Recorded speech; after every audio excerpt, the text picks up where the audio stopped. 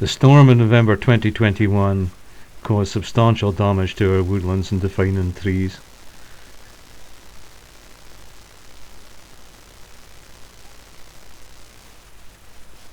This here is the shelter belt alongside the coach road. The wind in the night that Friday, November the 26th, reached speeds of over 80 miles an hour. And this is Yorick's house, Smithy Cottage, where trees in the front drive brought down a number of poles, including the transformer, which we can see here in the middle of the shot. We can also see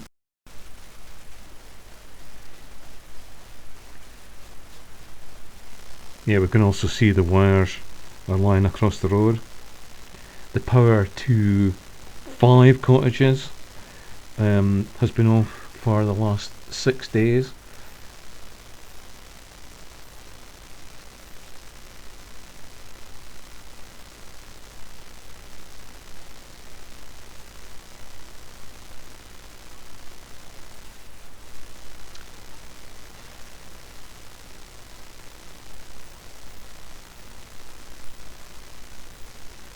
If we move up to Bart Drive, and we can see the number of predominantly beech trees that have been brought down on the Bart Drive and also on the front drive. These are huge trees. Also the tops twisted off, which were visible there. The damage was more severe, I think, because the trees have been used to predominantly westerly wind. Then the rooting hasn't been so strong or been able to cope with this northerly gale which swept through. And as you saw a second ago, there was hanging trees there which pose a real problem. And here we've got an example of branches that are still hanging, tied up from above.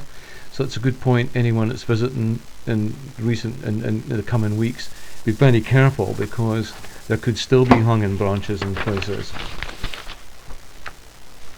What this video doesn't show is the extent of damage to fences and dikes. I mean, every tree that's come down on a field edge has caused such damage. It's going to be a huge workload. I mean, literally it's going to take us, well, a year or two, I reckon, before we catch up.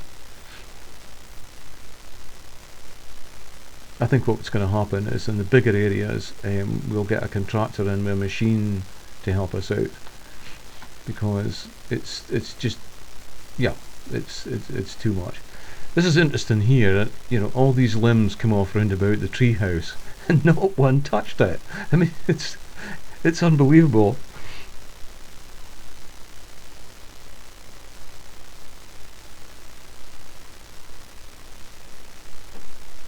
Now we're moving on to the front drive here, and as we go down we'll get some sight of the damage there.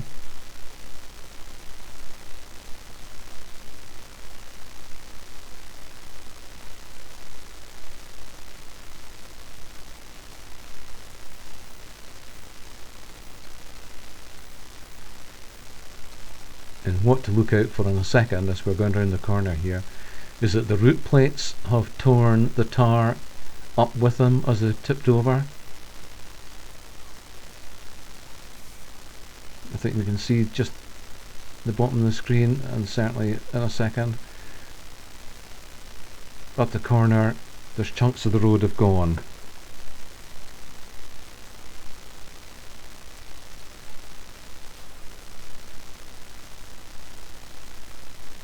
You can just see it at the top of the screen in the centre there, the worst part of the road that's been affected.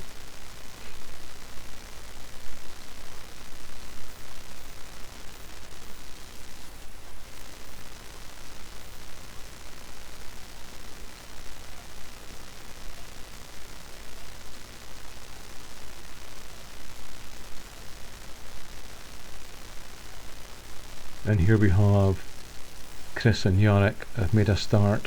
This is them just beginning to get the road opened up on Monday morning. And behind them you can see what I mean about hanging trees.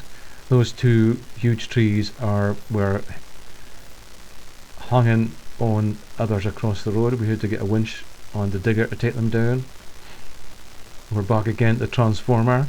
You can see that big cable coming across the road, which we've all been driving underneath since. It's fully insulated. But when that transformer came down on Friday night, the wires were lying across Yarek's car, and the wires are still attached from the transformer to the pole in the field, although it appears that the SSE have pulled the fuses. And this is what took the transformer down.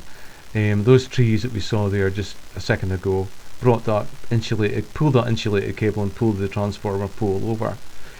And now we're running up parallel to the front drive in the field to the south. And I think I mentioned earlier, we can see what I mean by fence and dike damage. Every one of those trees that's come down, not only have we got to clear up all the trees, all those fences have got to be repaired, because these are livestock fields. And it's not just the big trees that's causing the damage, it's all the tiny branches that come down. Every one that hits a fence has another repair to be made.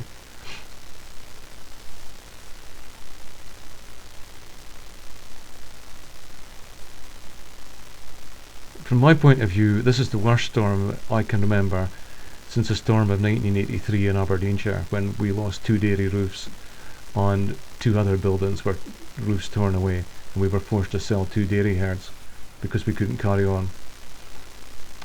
And here, this is a huge silver fire that's come down in the garden and taken out a tree that was sort of like, it was like a hand that had a heap of fingers going out. It was quite distinctive. Again, we swing down, so you can see everywhere we look, there's the occasional tree down. That's another fence bugger there, look. Good fence.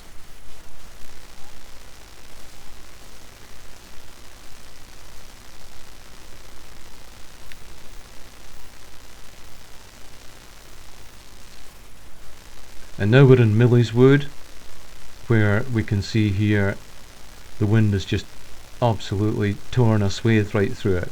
And I mean, wind blew at its worst. And there's other areas like that.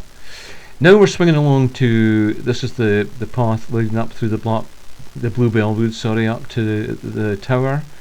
I counted 25 trees down between the little gate and the scout hut. There's a few of them there. You can see the path just in the bottom of the screen, the other side of those laurels.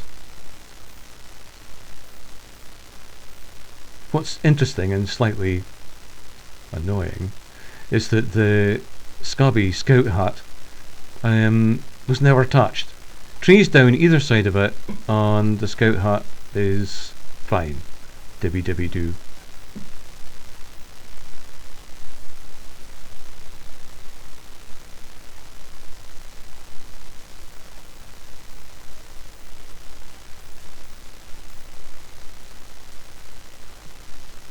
Scout hut is just through there in the trees, as we can see. There's a huge beech, you can just see it has come down across the path, but the branches just stop short of the scout hut. And now we're driving up parallel to the path up through the beech trees to the tower. To be honest, I expected the damage here to be worse. Maybe the hill just took the worst of the wind off it, I'm not sure. There's a couple there have just been tipped right over.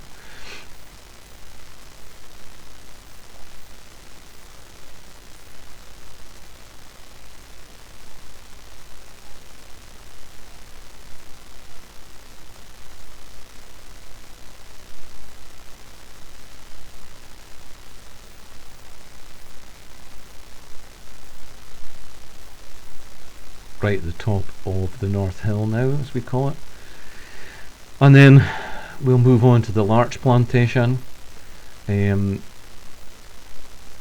dark coloured trees in the middle of the shot now are mainly Fotheringham, but these trees that are predominantly in view now are our larch trees in a plantation at the top of Lour Hill. And well, the footage speaks for itself, and it's tempting to think it's only where the drone is that this damage has taken place. No, it's just that the angle the drone's at's blocking the view through. It's like that through the whole entire plantation, and that's what I mean. We'll need a machine in to help us there. I mean, look at it. It's like somebody tipped over a box of matches.